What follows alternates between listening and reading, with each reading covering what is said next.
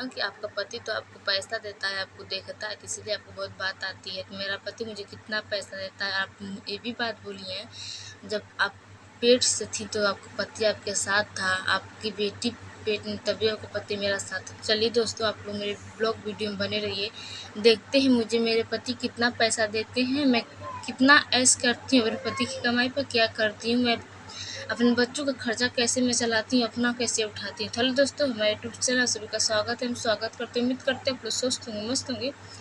जब मेरी शादी हुई थी 2021 में, 2022 में मेरा बेटा हुआ। फिर एक साल के अंदर अंदर मेरी बेटी हो गई, मैं 2 बच्चों की माँ हो गई। और जब मैं ससुराल आई थी, पहली बार मुझे 10 दिन भी नहीं हुए थे। मैं मैं भी नई नवेली थी ना, मैं बाहर नहीं जा सकती थी। उसके लिए लोग मुझे क्या नहीं बोले, बर्तन नहीं मांज रही, घर नहीं झाड़ी, कुछ नहीं कर रही है। मुझे ज़्यादा दिन तक नहीं हुए थे।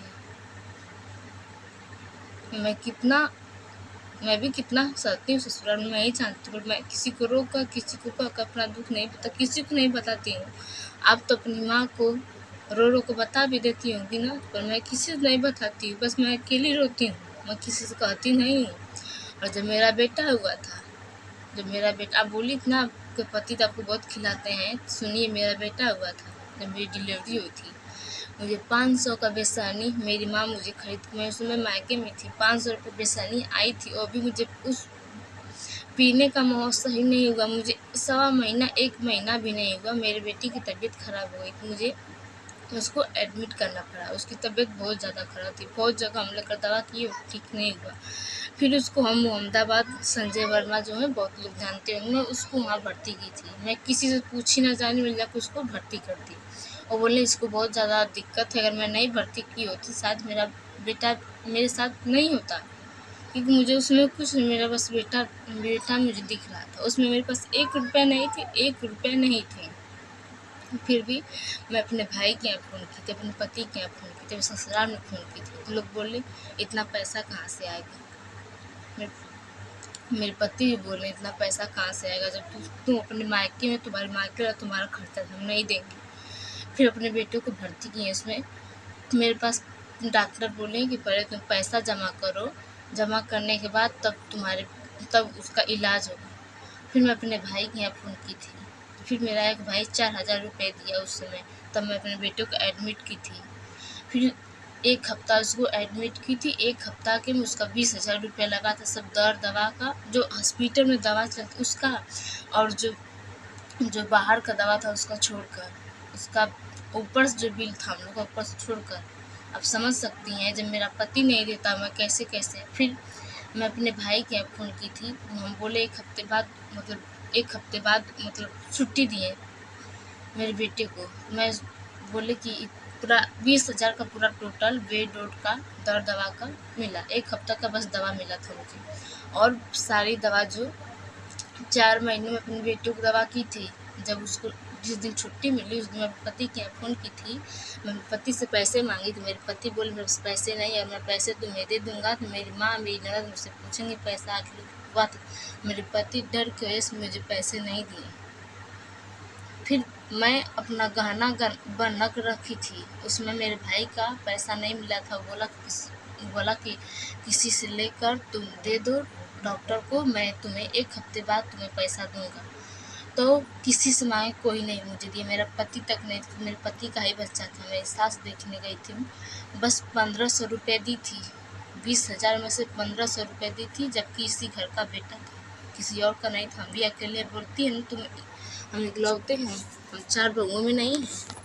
फिर भी मेरी सास बस 1500 रुपये दी थी, फिर भी हम उस पर कुछ नहीं बोले। उस पर जाने के बाद ससुराल में हॉस्पिटल में जाने के बाद मेरी सास जो है सबसे लगी शिकायत करने। मुझे कितना दिन हुआ था वहाँ पर जाने के लिए, 1 साल भी नहीं हुआ था मेरी शादी हुई। मेरी सास लगी हॉस्पिटल में सबसे करने, हमारे पतोहिया हमसे ऐसे बदतमीज़, जबकि हम कुछ भी बात नहीं किए थे। फिर लोग वहाँ के जो लोग हैं बोले मेरी माँ से कि इनकी सास तो बहुत ऐसी, इसका जीवन कैसे बीतेगा उस घर में। सब लोग जानते कि मेरी सास मेरी ननद कैसी है, मैं कैसे कैसे यहाँ पर दिन काटती हूँ मैं जानती हूँ।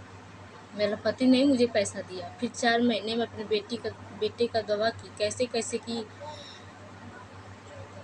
4 महीने दवा मैं अपना पायल बेची थी। पायल बेचने के बाद उसको दवा की थी। फिर अपने 6 भाई से दाँत चियारती थी, पैसा बाबू को दवा चाहिए, सबसे शर्म आता था। फिर भी अपने बच्चों के लिए मैं पैसा मांगती थी। मेरे पति डर के वजह से मुझे पैसा नहीं देते थे। और अब महीने पर 2 महीने पर 500 यही सब देते, इससे ज़्यादा में नहीं देते। फिर मैं कैसे खर्चा चलाती हूँ मैं जानती हूँ। आप अपने रामू से पूछिए, उनसे पूछिएगा मैं कैसे कैसे चलाती हूँ मैं ही जानती हूँ। और मुझे 1 सवा महीने भी नहीं हुए थे, मैं कपड़ा उपड़ा नहीं लेकर गई थी। दवा दुआ दोनों करवा रही थी अपने बच्चों को, दवा दुआ दोनों करवा रही थी। तो लोग बोले तुम मायके करवाए, तो कोई बोला था तुम मायके मत रहो थोड़ा कहीं। और तो मैं अपनी दीदी घर पर थी, उसमें अपने बच्चे का कपड़ा नहीं लेकर गई थी। तो मैं साइकिल से 1.25 महीना भी डिलीवरी नहीं हुआ था मुझे, 1.25 महीने में साइकिल से मोहम्मदाबाद से अपने मायके आई। तो आप समझ सकते हैं मैं अपने बच्चे के लिए क्या कहाँ बहुत ढनकी, बहुत लेकर ढनकी। इस 1 महीना था धूप में ले लेकर अपने बच्चों को, को कोई नहीं साथ था, बस मेरी दीदी थी। मैं उसका ज़िंदगी में एहसान करूँगी, मेरी बेटी के लिए वो खड़ी थी, उसका पति खरीदा।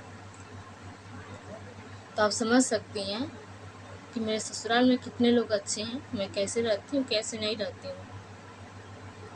और रही बात जो खिलाने पिलाने में, 500 का बेसनी मैं अच्छे से भी नहीं पी पाई। हॉस्पिटल में खाना जाता था, खाना वो भी नहीं खा पाती थी, क्योंकि सबसे ज़्यादा टेंशन मुझे अपने बेटे की थी, क्योंकि मुझे उसका जान बचाना था।